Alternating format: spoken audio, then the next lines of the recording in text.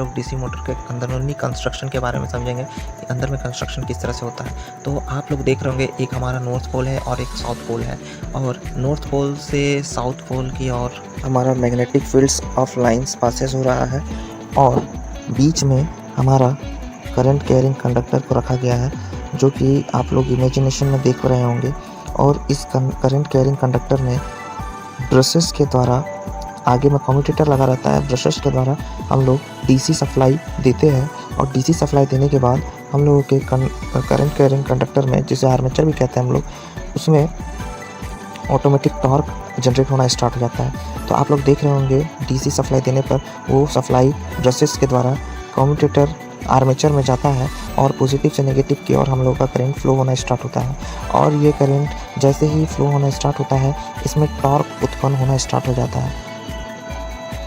और साथ ही साथ हमारा पोलों में, जो आपका नॉर्थ पोल दिख रहा है और एक साउथ पोल दिख रहा है, इन दोनों पोलों में हम लोगों को magnetic fields of lines pass होते हुए नज़र आएगा, जो कि आप लोगों को इमेजिनेशन में भी दिखेगा। जैसे ही हम लोग इसमें सप्लाई ऑन करते हैं, इसमें टॉर्क जनरेट होता है, और टॉर्क जनरेट होने के साथ ही साथ दोनों नॉर्थ से साउथ की ओर या साउथ से नॉर्थ की ओर हम लोगों का मैग्नेटिक फील्ड ऑफ लाइंस जाता है, पार होता है। और यही मैग्नेटिक फील्ड ऑफ लाइंस इसे, जो हमारे बीच में आर्मेचर है, उसे घूमने में सहायक यानी घूमने में सहायता प्रदान करता है। और आप लोग देख रहे होंगे इसमें कम्यूटेटर है। कम्यूटेटर के साइड में जो ब्लैक कलर का दिख रहा है वो हमारा ब्रशेस है ना, और वही ब्रशेस के कारण हम लोगों का कम्यूटेटर के थ्रू पूरे आर्मेचर में करंट सप्लाई जाता है।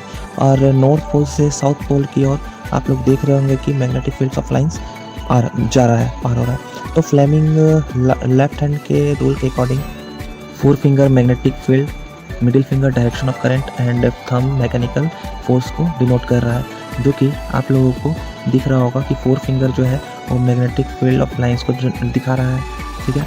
और जो हम लोगों का मिडिल फिंगर है वो हमारा ईएमएफ को दिखा रहा है, और जो हम लोगों का थंब है वो मैग्नेटिक फोर्स को, जैसा कि आप लोग देख रहे हो कि वाइट एरो को 4 फिंगर से डिनोट किया गया है, येलो एरो को मिडिल फिंगर से डिनोट किया गया है, और रेड एरो को थंब से डिनोट किया गया है।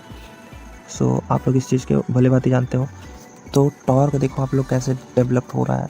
टॉर्क जो है, जो कि नोट जैसे ही हम लोगों का बीच में आ जाता है हम लोगों का आर्मेचर, सो उसका जो वैल्यू होता है वो हम लोगों का शून्य होता है।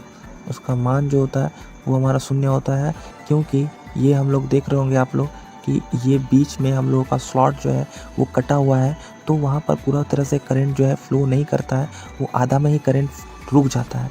और इस तरह से भी देख रहे हो तो इसमें भी कांस्टेंट चले जा रहा है, ठीक है। इस तरह से भी जो हमारा मान रहेगा वो शून्य ही होगा, रोटेशन जो वैल्यू होगा वो शून्य होगा इसका।